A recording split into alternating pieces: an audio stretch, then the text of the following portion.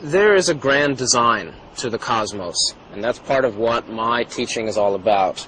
That includes different planets, different levels of evolution. Humanity is one civilization at a particular level of development, moving to the next, and that's what the New Age is about. It's actually moving from individuality to group consciousness and love and compassion. The extraterrestrial races are all older than humanity. They are all races that understand either love, wisdom, unity, higher values, and have a more universal perspective. They're not separate from humanity. The extraterrestrials have been in contact in relationship to humanity for millennia, since the beginning of humanity on Earth.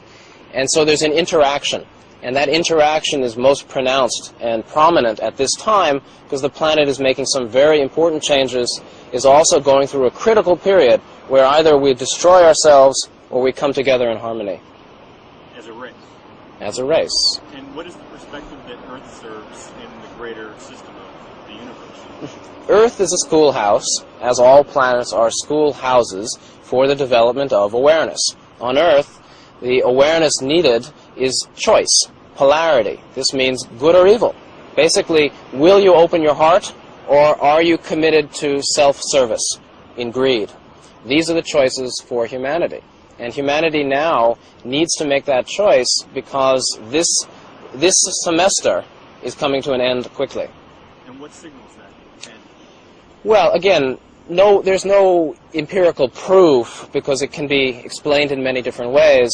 Many people feel that the Earth changes, the climatic changes, increased disease, increased warfare, many of the social elements that are coming asunder, the conflicts among races and individuals, are signs of the end times. It's not the end of the world, but it's the end of this civilization, which is basically becoming outdated and having to move to a more spiritual perspective, which in the New Age view is coming from love.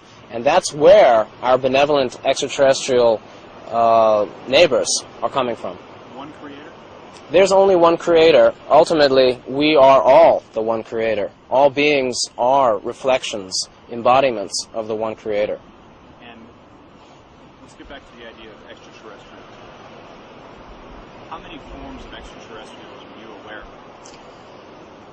I personally am aware of perhaps a dozen different forms of extraterrestrials, but I have to say there are infinite numbers of ET races outside Earth. The universe is infinite. Infinity is a concept most humans cannot understand. Infinity means without number, without end. This is a cosmos of unending unity. I have been in contact with different groups. I have had experiences on UFOs, and I know there are many groups out there. I've met some of them. But ultimately, they all have the same heart and the same mind and the same spirit, and they're all embodiments of the Creator. So what limits the ETs that actually interact with Earth? Is it the proximity? There is cosmic law that is not created by humanity and only poorly understood by humanity.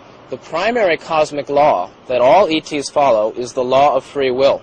The law of free will says benevolent extraterrestrials cannot interfere with the development of humanity, the development of human consciousness, and cannot make their presence known until requested. Benevolent extraterrestrials respond to a call, the call for service, the call for assistance. If the majority of humanity does not make a call, the benevolent extraterrestrials cannot help. The negative extraterrestrials, on the other hand, don't want to follow laws of free will, and actually they call themselves. And that's what the abduction phenomenon is about. It's about involuntary contact. Negative extraterrestrials will be as dominant as they can be, but they're prevented by other laws and the positive beings also. What is the goal of the negative extraterrestrials? The goal of negative extraterrestrials, like the goal of any soul who is on a negative path, which is a path of service to self, serving oneself with dominance, control, and aggrandizing power, the goal of all those beings is conquest and greater control, greater power. Those individuals on Earth who are completely bent on power and have no doubt, no concern about destroying their enemies, in their quest for power. They may also be negative wanderers. There are negative extraterrestrials, self-serving extraterrestrials incarnated on Earth. For an example of that, I think you could look to... There are negative extraterrestrials on Earth. That's where the place started coming in. Which way? You address Better? the law for those people. If there is a law for them. Who? The negative. Who decides? Like we have a legal system here, a judicial system here. Is there one in the cosmos for them? Yeah, actually, it's the same law of free. Okay. Well, let's try to once again define Wherever you are. exactly, and wherever you are is what we're going to define right now. So, you know what I'm saying? It's like for your mentality, for how you knew you were an ET, okay, which was out-of-body experiences for you. How do most people come to the realization?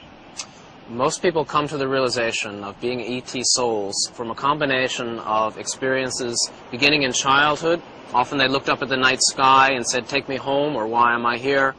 Through adulthood, they felt different, felt like they didn't belong all their lives, even though they held jobs and get married and have children, on into paranormal experiences. Many people have had out-of-body experiences, lucid dreams, physical sightings, channeled information that came to them, psychic events, many things combined together so that this becomes the conclusion.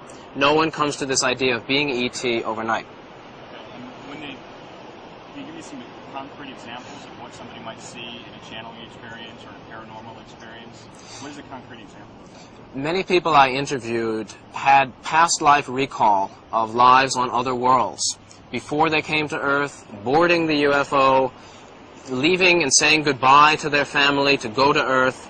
Many people have also had visions of the extraterrestrial community around Earth, the UFOs. Many people have had lucid dreams, which are out-of-body experiences on craft, in conversation with teachers, doing planetary rituals and magic. So again, many paranormal experiences, as well as visions in meditation.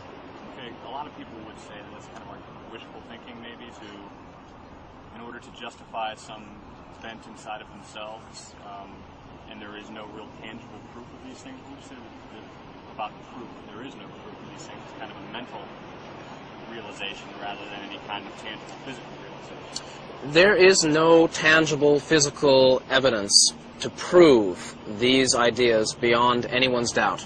There is no proof. I never wrote my book intending to prove it.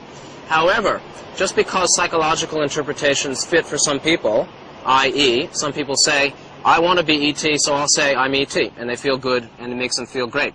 This is a glamour. This is a wish that they hope for. Some people are coming from their own fantasy.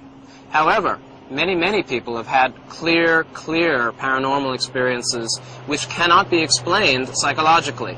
I myself have, and there is a higher dimension of reality than the psychological. What is an example? Okay, let's go to the back half of that question if you want. It's fair. Yeah. Okay.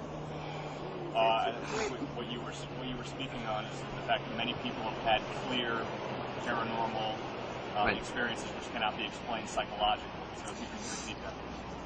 I am sure that there are people, some people, who say they're ET, who say they've had contact with extraterrestrials, who are psychologically unstable, who are saying these things because they want to say them, they hope to be special and feel good.